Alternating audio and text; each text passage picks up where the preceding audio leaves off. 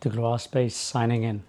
Earlier on today, I was listening to the Holy Week speech given in the White House, and it didn't sit right with me. In one moment, they're referencing Jesus, resurrection, Easter, and then we blasted the hell out of them.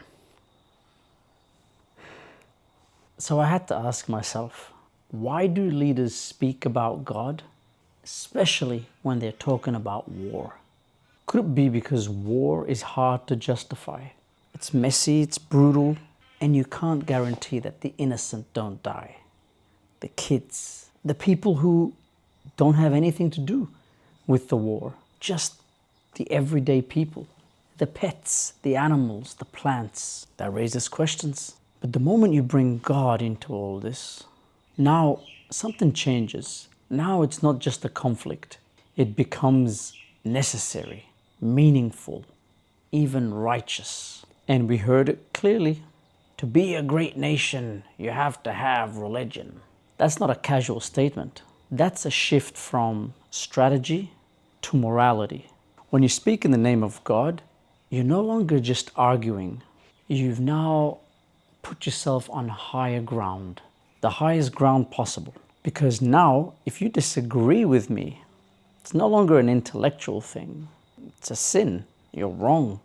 A position feels dangerous. Doubt feels uncomfortable. You're not just leading people. You are guiding them to what is right, to their salvation. When something feels morally right, people stop asking if it's actually correct. The same speech is centered around Jesus Christ. Now let's see, what did Jesus actually stand for? The books are there, the quotes are there: forgiveness, humility, sacrifice, loving your enemy. Yet in the same flow, we heard the quotes. We blasted the hell out of them. We knocked them for a loop. We have a regime change. So what are we actually looking at? Because those are not the same language. This guy is not representing this guy. That doesn't fit into this gospel. Seems to me that one is the language of domination. When you take the name of Jesus, but remove the way that he lived, you're not following him, you're using him. Now, as this speech progresses, let's see what happens to the enemy. At first, it's political. Iran, missiles, nuclear threat. Then it becomes moral, the evil regime. And then a little bit later, it even becomes spiritual. You hear references to the ancient scripture about the Persians, about destroying God's people, about being raised up for such a time as this. Now the enemy is no longer another country. It's now part of the narrative of an endless, timeless battle. The moment your enemy becomes evil, conversation ends and justifications begin. And this is where it even gets more powerful. Because instead of leaders just explaining what's happening now at the present, okay, this is why we're doing this, they connect it to the past. Ancient enemies, biblical battles, and divine stories. Why do they do that? Because the past already has meaning. So instead of explaining complexities, you plug the present into a story that people trust. So suddenly it's no longer about politics, it's no longer about economy, recent history, negotiations. It's now about good versus evil. And then there was something else that made me laugh. The narrative that they were given wasn't just about the political war. Suddenly it was about the leader. You hear, we went through 4 years of purgatory. Think about that word, purgatory. Purgatory isn't just struggle. It's suffering, cleansing, and a preparation before return. So now it's not about a hard time that we went through. It's now, I was being refined. And then you hear the other words, you were spared, you were chosen, you were raised up. So now this isn't just normal leadership. This is not somebody who was voted. This is divine appointment.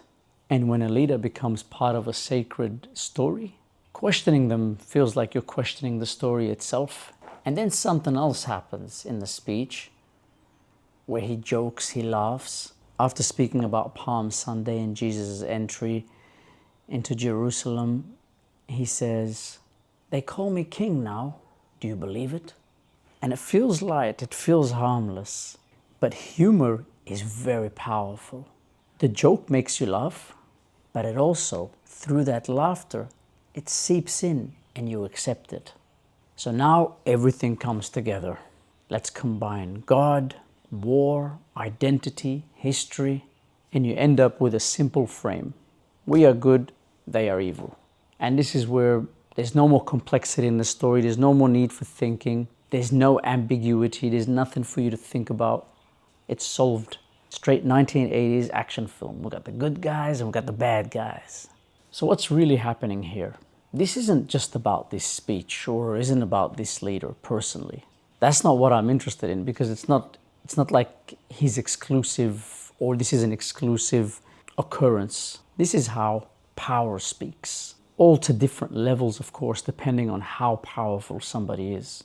When power uses the language of God, it's no longer asking for agreement, it's asking for belief. Because once people believe, they don't just follow, they will defend. When we take out the real things about war, what we gain from the war, the land issues, the resources, when we take all that out and we jump to righteousness and God, the moment the war starts to sound righteous and they go off topic, no longer talking about the political climate, the rights of people, the things that politics is concerned with, and then suddenly we start labeling it with God and holiness and evil, then watch very closely and start listening more carefully. Usually, this is where people justify a lot of unjustifiable things. Degloirespace, signing out.